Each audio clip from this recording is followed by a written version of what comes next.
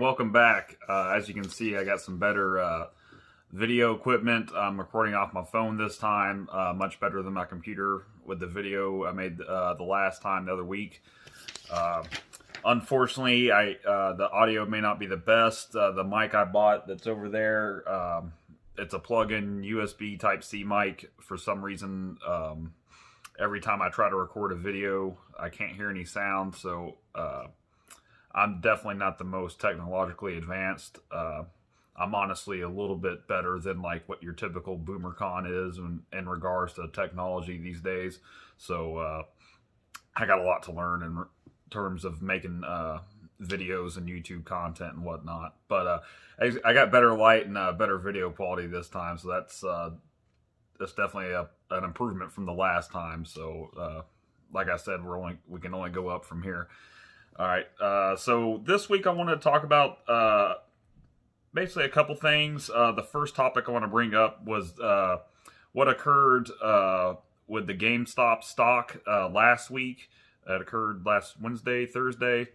I didn't buy any shares of GameStop on Robinhood. That's usually what I trade on, is Robinhood. I have Stash as well, and then I finally bought some Chainlink crypto with the Coinbase app. Only didn't buy a whole lot. I'm kind of skeptical of crypto. I'm not, really sure. I know it's made a lot of people money, but I'm not, in the long run, I'm not sure how it's going to go, but that's besides the point. So GameStop, last week, a group known as Wall Street Bets, I call them the Reddit Raiders, over the past few months, they've noticed that a lot of hedge funds and institutions were shorting the stock of GameStop to the extent it was shorted 140%. And they saw this with relatively basically public information that you can find on the internet. You can find a lot on the internet. So they did nothing illegal. And they knew that the stock was undervalued to an extreme. And so they somehow, some way, they were able to convince a lot of their members to buy a lot of stock. They bought call options, and they basically performed what's called a short squeeze, and it forced all these institutions and hedge funds out of their short positions. And otherwise, I mean, their losses would have been crazy. I've seen somewhere that some of their losses totaled $70 billion. Now, here's what happens when you short a stock, in case any of y'all don't know. A lot more people know how to short a stock now, thanks to what the Reddit Raiders did. So if I'm shorting a stock of anything, let's say what you have to do first is borrow the stock from a broker. You're not buying it. You're borrowing a stock. And yeah, you might give some money as an incentive to let the dude or whoever let you borrow it. So let's say the stock's $100, okay? And I'm borrowing it. Then what I do is I sell it. That's what shorting is. You sell high and buy low, rather than buy low, sell high. It's reverse. So what I would do, I would sell that stock at $100. All right. So what I'm banking on is the price of the stock is going down. It's a bet. So let's say that stock goes down to $50. What I do is I buy that stock back and give it back to whoever I borrowed it from. So I make like a 50% profit. Okay. That's kind of shorting in a nutshell. You can also buy put options on a stock. I don't know a lot about options at all. Hell, I don't know a lot about the stock market, but I mean, you can look into that. Feel free if you want to.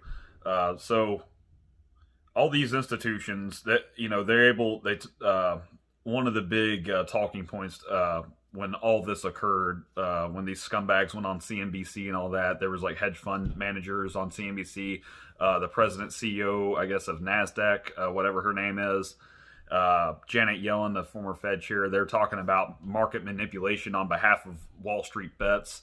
I know some of them try to say that they basically try to paint a picture that many in this group were white supremacists or something like that.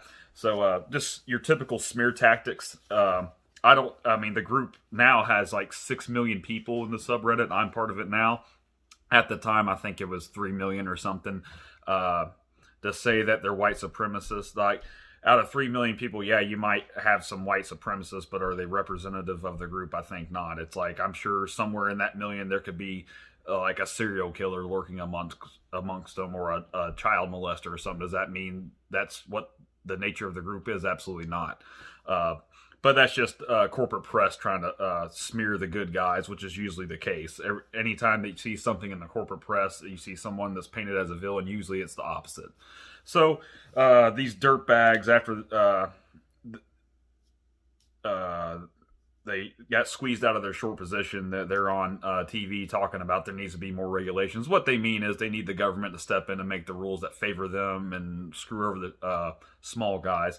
Now, one thing to keep in mind about all this is that the market worked. The market corrected itself. It divided the wealth without any government intervention whatsoever. The market did it. The market redistributed the wealth from the big billionaires, all right? And then the normal guy, a lot of people, maybe some of them were out of work because they're deemed non-essential or something retarded like that, and they made a profit, okay? So all was a good day and the market worked. So, I mean, I'm definitely a market guy myself, but that's just another, it's basically a red-pilled example of the market working and how the corporate elite, the ruling class, does not play fair, and they do not care about the little guy. They only care about their own self-interest. So we'll see what's going on down the road with any regulations that might arise as a result of all this. So we'll see. All right, moving on. Wanted to talk about cancel culture and this impeachment coming up. I guess they haven't had the Senate trial yet.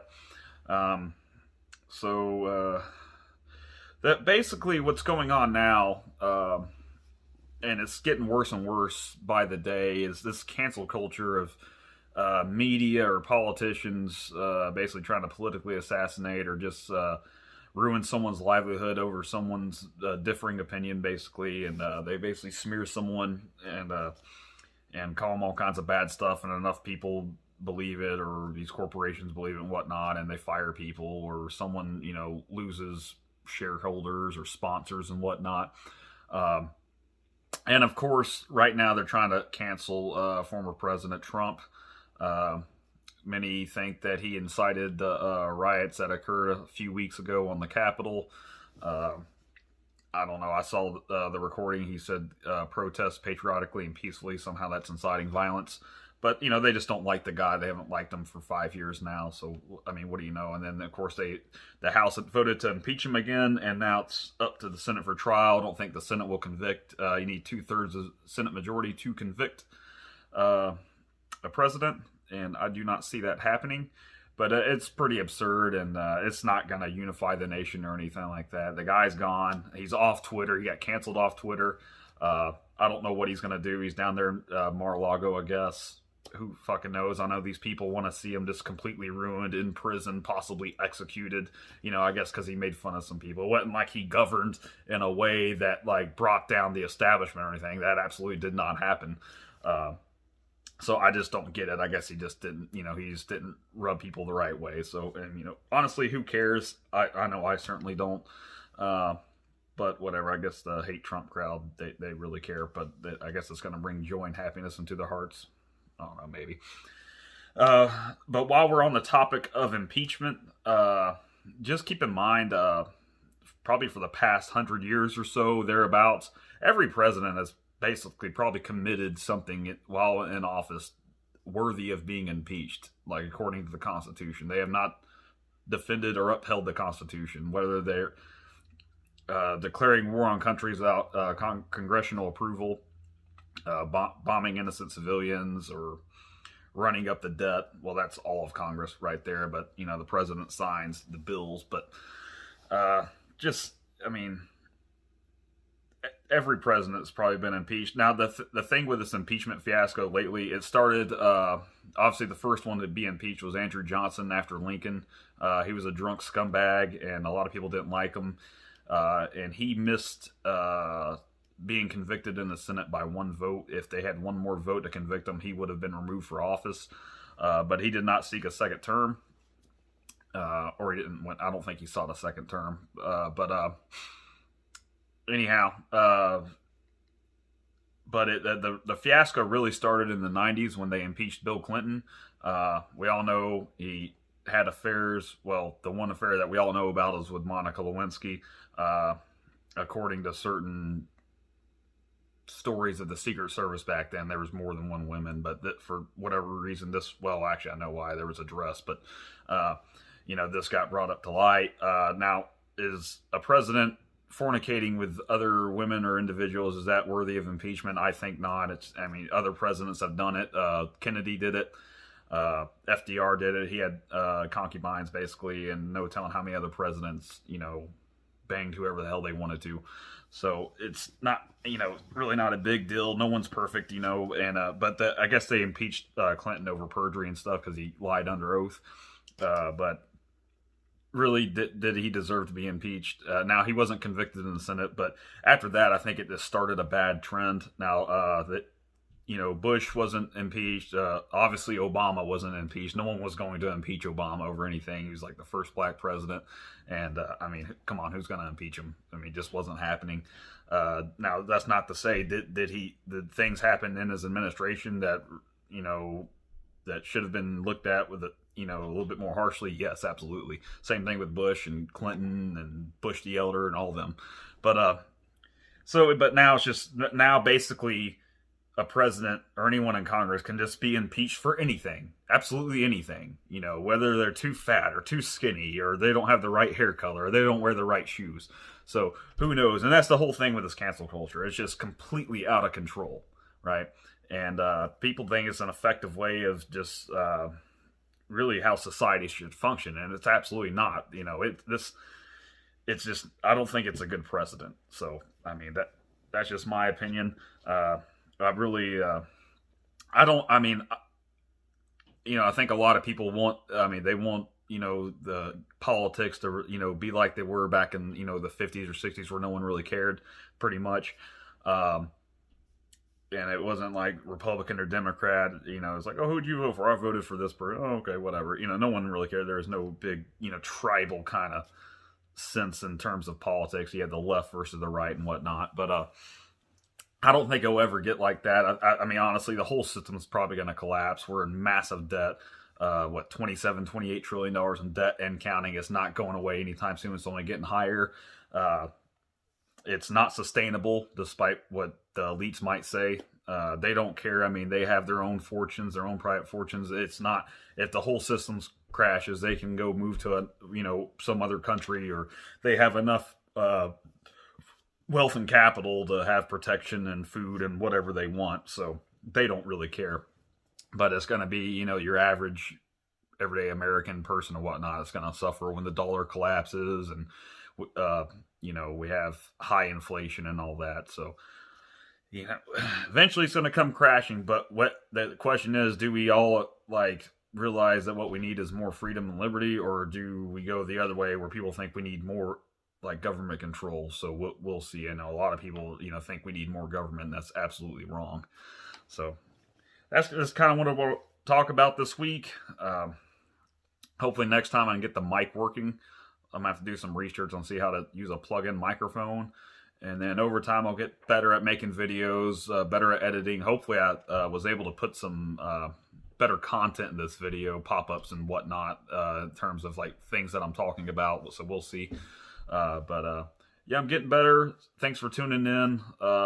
Give a like if you actually liked it, and subscribe if you actually want to. I'll try doing these a few times per month, and as we progress. And I'll talk about other stuff. And one last thing, we have the Super Bowl coming up. Kansas City Chiefs and the Tampa Bay Buccaneers. Buccaneers, I'm sorry. I call them the Yuccaneers. Not just because I hate them. I just think it's funny. They used to call them that back in the 70s. They were the first team to go... back then it was 0-14. They played a 14-game regular season back then. Then they switched to a 16-game regular season. They played 6 preseason games back then, and then 14 regular season games, and then you had the playoffs. But now the format's obviously different. But a lot of people dubbed them the Tampa Bay Yuccaneers, and I still call them that just because I'm an asshole. I think the Chiefs are going to win. I know Tampa Bay has been playing a lot better over the past few weeks. They beat the brakes off the Saints. And who they beat the other week was Green Bay in Green Bay. I mean, that wasn't easy, and it did end up being a close game, but I mean, I think the Chiefs are just. I think it's still again their year. But we'll see. It should be a good game. I'll be watching at my dad's, and I don't have to work the next day, so that'll be good. It'll be one of the few Super Bowls where I'm not having to get up early the next morning and go off. Not saying that I'm going to get obliterated or anything, but I don't have to worry about staying up late to watch the game and getting up at 4 or 5 in the morning. But other than that, that's all I got for this week. And everybody, have a good one, and I'll see y'all later. Later, suckers.